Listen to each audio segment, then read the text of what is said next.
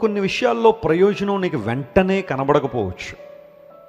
ఆ వెంటనే నీకు ఆ రిజల్ట్ నీ జీవితంలో కనబడకపోవచ్చు, కానీ there will be one day, ఒక రోజు ఉంటుంది, ఒక సమయం ఉంటుంది.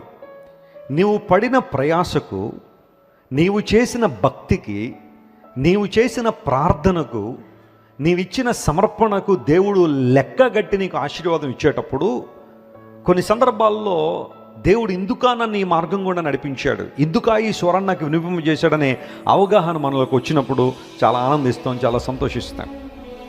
కొంతమంది దేవుని స్వరానికి లోబడకుండా తామే గొప్ప తెలివైన వారు అన్నట్టుగా, జ్ఞానవంతులుగా, దేవునికి ఇవ్వాల్సిన విలువ దేవునికి ఇవ్వకుండా, దేవుని మందిరానికి ఇవ్వాల్సిన విలువ దేవుని మందిరానికి ఇవ్వకుండా ఇష్టానుసారం జీవించే వాళ్ళు చాలామంది ఉంటారు. దేవుని మందిరములో ఉన్న క్షేమము, దేవుని ఇంటిలో ఉన్న క్షేమము, దేవుని మందిరములో ఉన్న భద్రత, దేవుని మందిరంలో ఉన్న అభిషేకము, ప్రసన్నత కొంతమందికి అర్థం కాదు.